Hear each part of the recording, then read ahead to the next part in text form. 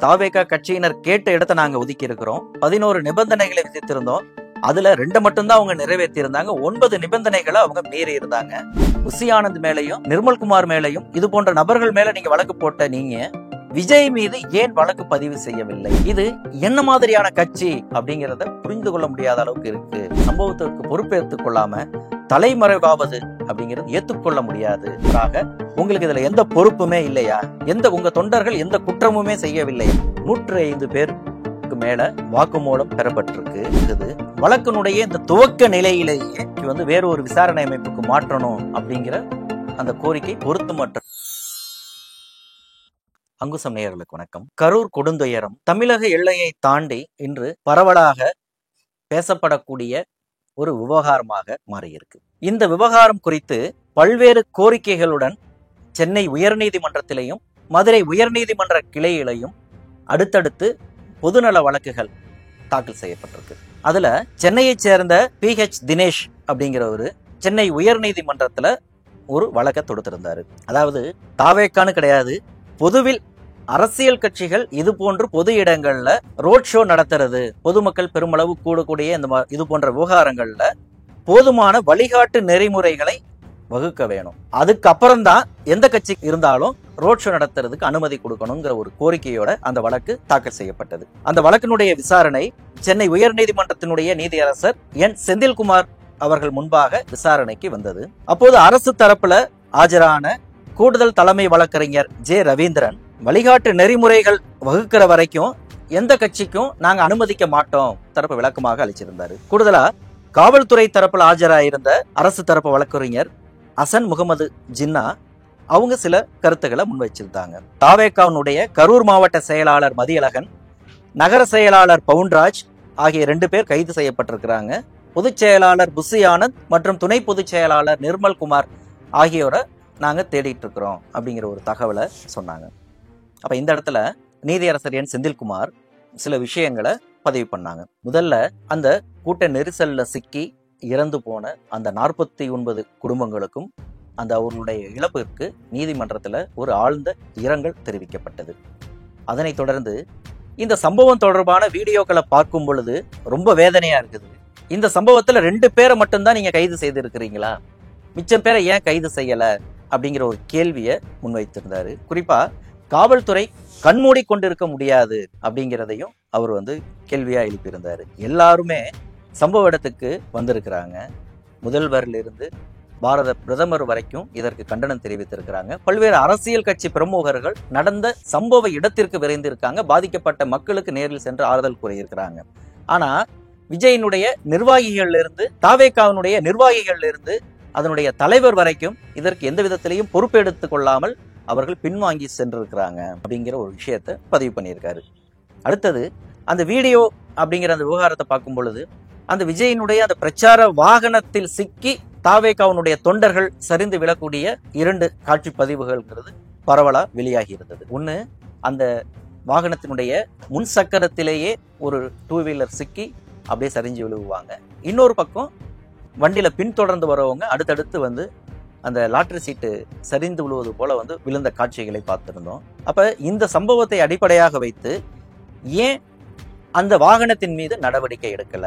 Hit and run அப்படிங்கிற அடிப்படையில வழக்கு தொடுத்திருக்கணுமே, அந்த வாகனத்தை இந்நேரம் போலீசார் கைப்பற்றி இருக்கணுமே, ஏன் அதை செய்யல அப்படிங்கிற ஒரு கேள்வியை நீதியரசர் N. செந்தில்குமார் எழுப்பியிருந்தாரு. அப்ப இந்த இடத்துல காவல்துறை தன்னுடைய கைகளை கழுவி விட்டதாங்கிற ஒரு கேள்வியையும் அவர் கேட்டிருந்தாரு.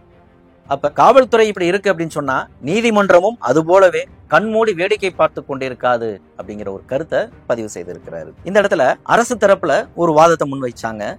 அதாவது தாவேகா கட்சியினர் கேட்ட இடத்தை நாங்க ஒதுக்கி இருக்கிறோம். 11 நிபந்தனைகளை விதித்திருந்தோம். அதுல 2 மட்டும்தான் அவங்க நிறைவேற்றி இருந்தாங்க. 9 நிபந்தனைகளை அவங்க மீறி இருந்தாங்க அப்படிங்கிறதும். அடுத்தது இவங்க சொல்ற மாதிரி கிடையாது, நாங்க 559 போலீசாரை போதுமான அளவுக்கு நாங்க பாதுகாப்பு பணியில ஈடுபடுத்தி இருந்தோம் அப்படிங்கிற ஒரு விஷயத்த சொல்லியிருந்தாங்க. இன்னும் சொல்ல போனா இவங்க கரூர்ல இவங்களுடைய முதல்ல வெளியிட்ட திட்டத்தின் அடிப்படையில டிசம்பர் மாசத்துலதான் கரூர்ல பேசுறதா சொல்லியிருந்தாங்க. ஆனா முன்கூட்டியே செப்டம்பர் மாதத்திற்கு இவங்க இந்த திட்டத்தை மாத்திட்டாங்க. அதுக்கு காரணம் என்னங்கிற ஒரு கேள்வியை அரசு தரப்பிலேயே எழுப்பியிருந்தாங்க. அந்த இடத்துல குறுக்கிட்ட நீதியரசர் N. செந்தில்குமார் இது மனிதர்களால் உருவாக்கப்பட்ட பேரழிவு அப்படிங்கிற ஒரு விஷயத்த நீதிமன்றத்துல பதிவு செய்திருக்கிறாரு. குறிப்பா இது அந்த கட்சியினுடைய தலைவனுடைய மனநிலை என்னவாக இருக்கு அப்படிங்கிறத இந்த சம்பவம் பிரதிபலிக்கிறது அப்படிங்கிற ஒரு விஷயத்தையும் பதிவு செய்திருந்தாரு. இந்த விசாரணையினுடைய தொடர்ச்சியா இந்த விவகாரத்துல உரிய உண்மையை வெளிக்கொணரணும் அப்படிங்கிற ஒரு நோக்கத்திலிருந்து வடக்கு மண்டல ஐஜியாக இருக்கக்கூடிய அஸ்ரா கார்க் அவரது தலைமையில் நாமக்கல் எஸ்பி மற்றும் சம்பவ இடமான கரூர் மாவட்ட எஸ்பியையும் உள்ளடக்கிய ஒரு சிறப்பு விசாரணை குழுவை நியமித்து ஒரு உத்தரவை பிறப்பிச்சிருக்காரு. அவருடைய அந்த நீதிமன்ற விசாரணையிலிருந்து நீதியரசர் என் செந்தில்குமார் முன்வைத்த சில முக்கியமான விஷயங்கள் என்ன அப்படின்னு சொன்னா, விஜய்க்கு தலைமை பண்பு அப்படிங்கிறது இல்லை அப்படிங்கிறத சொல்லியிருந்தாரு. ரெண்டாவது, புஷி ஆனந்த் மேலையும் நிர்மல்குமார் மேலையும் இது போன்ற நபர்கள் மேல நீங்க வழக்கு போட்ட நீங்க விஜய் மீது ஏன் வழக்கு பதிவு செய்யவில்லை அப்படிங்கிற ஒரு கேள்வியை இந்த இடத்துல எழுப்பியிருந்தாரு. இதே கேள்வியை ஒரு நாள் முன்னதாக விடுதலை சிறுத்தை கட்சியினுடைய தலைவர் தொல் திருமாவளவனும் திருச்சியில செய்தியாளர்களை சந்தித்த போதும் இதே கேள்வியை எழுப்பியிருந்தார் அப்படிங்கிறதும் இந்த இடத்துல கவனிக்கத்தக்கது. அடுத்தது, இவர்களை பார்க்கும் பொழுது இது என்ன மாதிரியான கட்சி அப்படிங்கிறத புரிந்து கொள்ள முடியாத அளவுக்கு இருக்கு அப்படிங்கிற ஒரு கேள்வியை எழுப்பியிருந்தாரு.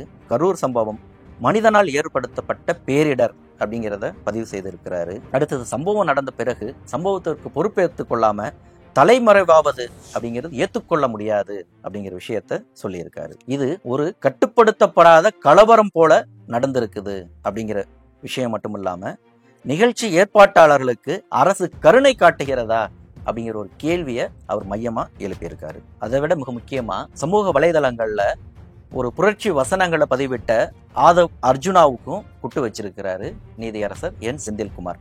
ஆதவ் அர்ஜுனா மட்டும் சட்டத்திற்கு அப்பாற்பட்டவரா அப்படிங்கிற ஒரு கேள்வியை எழுப்பியிருக்கிறாரு. நீதிமன்றம் மௌன சாட்சியாக இருக்க முடியாது, கரூர் வீடியோவை உலகமே பார்த்துட்டு இருக்கு அப்படிங்கிறதையும் அவர் சொல்லியிருக்காரு.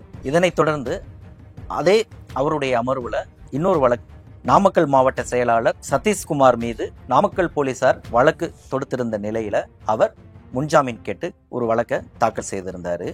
அதுல தான் எந்த குற்றமும் செய்யல, ஒரு அரசியல் காழ்ப்புணர்வு காரணமாக போலீசார் என் மேல ஒரு பொய்யான வழக்கை பதிவு பண்ணியிருக்கிறாங்க அப்படிங்கிற ஒரு வாதத்தை அவர்கள் தரப்புல முன் வச்சிருந்தாங்க.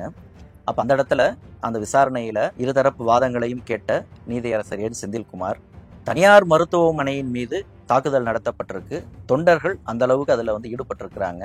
அப்போ ஒரு கட்சியினுடைய நிர்வாகியாக, அதனுடைய மாவட்ட செயலாளராக உங்களுக்கு இதுல எந்த பொறுப்புமே இல்லையா, உங்க தொண்டர்கள் எந்த குற்றமுமே செய்யவில்லையா அப்படிங்கிற ஒரு கேள்வியை எழுப்பி உங்களுடைய கோரிக்கை ஏற்கத்தக்கதல்ல அப்படிங்கிற விதத்துல அவரது முன்ஜாமீன் மனுவை தள்ளுபடி செய்து உத்தரவிட்டிருக்கிறார். இது சென்னை உயர்நீதிமன்றத்தில் நடந்த விவகாரம். போன்ற மற்ற பொதுநல வழக்குகள் மதுரை உயர்நீதிமன்ற கிளையிலும் தாக்கல் செய்யப்பட்டிருந்தது.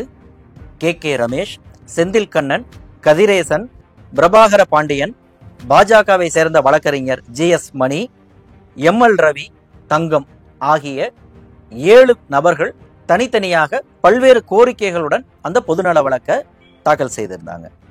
அவர்களது கோரிக்கை என்ன? மும்பை உயர்நீதிமன்றம் கடந்த 2014 ஆண்டு வழங்கிய தீர்ப்பின் அடிப்படையில் இந்திய தேர்தல் ஆணையம் 9/12/2014 அன்று அனைத்து கட்சிகளுக்கும் அனுப்பிய சுற்றறிக்கையில் பெண்கள், வயது முதிர்ந்தவர்கள் எந்த வகையிலும் பிரச்சாரத்திற்கும் பொதுக்கூட்டங்களுக்கும் பயன்படுத்தக்கூடாது என்று உத்தரவிட்டிருந்த நிலையில் அதனை அப்பட்டமாக மீறியிருக்கிறார் என்பதாலும் இதுவே முதலும் கடைசியுமாக இருக்க வேண்டும் என்ற நோக்கத்திலிருந்து ஒரு பொதுநல வழக்கு. அடுத்தது, சென்னையில தாக்கல் செய்யப்பட்டது போன்ற அதே கோரிக்கை தான் தமிழகத்துல பொதுவுல அரசியல் கட்சிகள் அல்லது பிற அமைப்புகள் நடத்தக்கூடிய பொதுக்கூட்டங்கள், பேரணிகள் மற்றும் அனைத்து வகையிலான கூட்டங்களை நடத்துவது குறித்து பொருத்தமான பாதுகாப்பு நெறிமுறைகள் மற்றும் நிலையான செயல்பாட்டு நடைமுறைகளை வகுக்க வேண்டும் அப்படிங்கிறது ஒரு கோரிக்கை.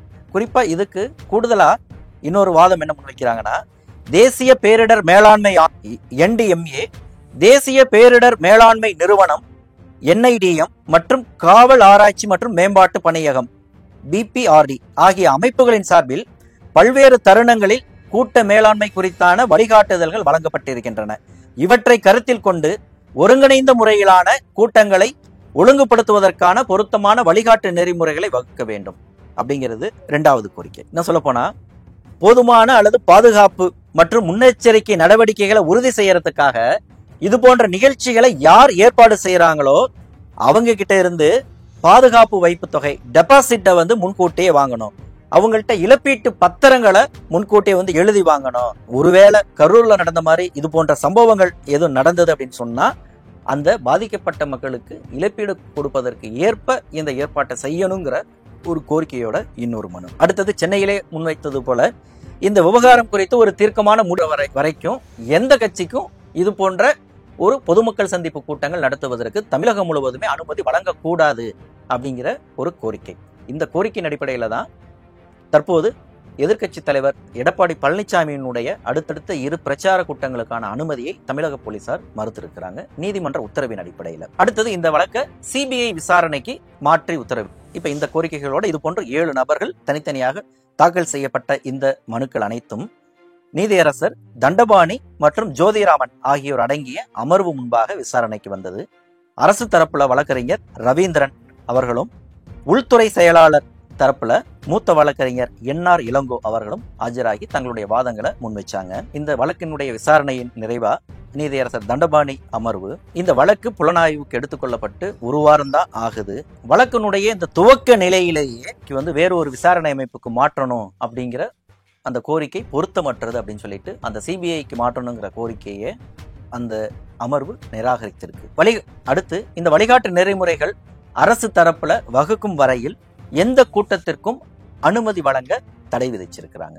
ரொம்ப முக்கியமா இது போன்ற பொதுமக்கள் அதிகம் கூடக்கூடிய இந்த கூட்டங்கள்ல அந்த கூடக்கூடிய அந்த தொண்டர்களுக்கு பொதுமக்களுக்கு தேவையான குடிநீர், உணவு, கழிவறை, மருத்துவம், ஆம்புலன்ஸ் வசதி உள்ளிட்ட அனைத்து வசதிகளையும் அந்த நிகழ்ச்சி ஏற்பாட்டாளர்கள் ஏற்படுத்தி தருவதற்கு பொறுப்படுத்திக்கணும், அதை உத்தரவாதப்படுத்தணுங்கிற ஒரு விஷயத்தை அவங்க பதிவு பண்ணியிருக்கிறாங்க. அதே நேரம் இது வந்து ஒரு துயர் சம்பவம்.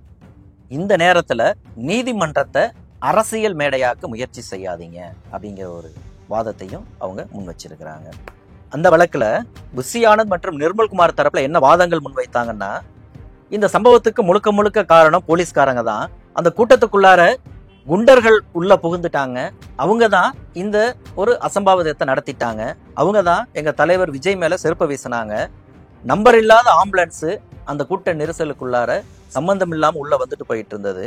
அடுத்து இது போன்ற குண்டர்கள் ஆயுதங்களை வைத்து உள்ளே வந்து தாக்குதலை வந்து தொடுத்தாங்க. இதன் காரணமா போலீசார் தடியடி நடத்தினாங்க. இந்த மாதிரி போலீசார் ஒரு எதிர்பார்க்காத நிலையில ஒரு தடியடியை நடத்தினதுனாலதான் இப்படி ஒரு சம்பவம் நிகழ்ந்து விட்டது. அதற்கும் புஷி ஆனந்துக்கும் நிர்மல்குமாருக்கும் சம்பந்தம் இல்லை, ஆகவே அவங்களுக்கு நீங்க முன்ஜாமீன் கொடுங்க அப்படிங்கிற ஒரு கோரிக்கையை வச்சிருந்தாங்க. அப்ப இந்த இடத்துல அரசு தரப்புல என்ன வாதம் முன் வச்சாங்கன்னா, இதுவரைக்கும் இந்த விவகாரம் தொடர்பா 105 பேருக்கு மேல வாக்குமூலம் பெறப்பட்டிருக்கு. 12 மணிக்கு தலைவர் வருவாரு அப்படின்னு சொல்லி கூட்டத்தை கூட்டிட்டு 7 மணி நேரம் அவர் தாமதமாக வந்திருக்கிறாரு. அதுவரையில் அங்கு கூடியிருந்த தொண்டர்கள் தண்ணீர் இல்லாம, உணவு இல்லாம தவிச்சிருக்கிறாங்க. இந்த பின்னணியில தான் இந்த சம்பவம் நடந்திருக்குது. அடுத்தது இப்ப நீங்க சொல்லக்கூடிய அந்த புஷி ஆனந்தும் நிர்மல்குமாரும் இந்த வழக்கினுடைய A2 மற்றும் A3 இருக்கிறாங்க. அடுத்து இவர்களை வெளியில விட்டோம்னா அந்த விசாரணைக்கு வந்து பாதிப்பு ஏற்படும்னு அரசு தரப்புல வைத்த அந்த வாதத்தை ஏற்று அவர்கள் இருவருக்கும் முன்ஜாமீன் வழங்க நீதியரசர் மறுத்திருக்கிறார். இது மதுரையில் நடந்த விவகாரம். அப்ப இந்த நீதிமன்ற விசாரணையிலிருந்து நிறைவாக தொகுப்பா பார்க்கணும் அப்படின்னு சொன்னா, இந்த விவகாரத்தை சிபிஐக்கு மாற்றி விசாரணைக்கு உத்தரவிடணும் அப்படிங்கிற அந்த கோரிக்கை நிராகரிக்கப்பட்டிருக்கு. சென்னை உயர்நீதிமன்ற நீதியரசர் என் செந்தில்குமார் உத்தரவின் அடிப்படையில ஐஜி அஸ்ரா கார்க் தலைமையில அந்த சிறப்பு விசாரணை குழு அப்படிங்கிறது அமைக்கப்பட்டிருக்கு. அவர்களும் விசாரணையை தமிழகத்துல தொடங்கியிருக்காங்க. ஏற்கனவே தமிழகத்தின் சார்பில் நீதிபதி ஓய்வு பெற்ற நீதிபதி அருணா ஜெகதீசன் தலைமையில தனிநபர் ஆணையமும் விசாரணையை ஏறத்தாழ அவர்கள் நடத்திட்டு இருக்கிறாங்க அப்படிங்கிறதும் இந்த இடத்துல குறிப்பிடத்தக்கது. அடுத்தது இப்ப இது போன்ற இந்த சம்பவத்திலிருந்து இது போன்ற இன்னொரு சம்பவம் நடந்துராத அளவுக்கு போதுமான அந்த பாதுகாப்பு விதிமுறைகளை வகுக்கணும் அப்படிங்கிறது ஒரு முக்கியமான ஒரு விவாதமா இருந்திருக்குது. அது தொடர்பான அந்த அரசு வழிகாட்டுதல் வர வரைக்கும் தமிழகத்துல எந்த கட்சிகளுக்கும் இது போன்ற ஒரு பொதுமக்கள் திரளாக கூடக்கூடிய கூட்டங்களுக்கு அனுமதி மறுத்து உத்தரவிட்டிருக்காங்க. குறிப்பா தேசிய நெடுஞ்சாலைகள் மற்றும் மாநில நெடுஞ்சாலைகள்ல இது போன்ற கூட்டங்களுக்கு அனுமதி வழங்கக்கூடாதுங்கிற உத்தரவு பிறப்பிக்கப்பட்டிருக்கு. இதன் அடிப்படையில் இந்த விவகாரம் தொடர்பா அடுத்து நீதிமன்றத்துல அடுத்த கட்ட விசாரணைகள் அல்லது புதிய வழக்குகள் தொடர்பாக தகவல் இருந்தது அப்படின்னா தொடர்ந்து நாம் பேசுவோம். நன்றி.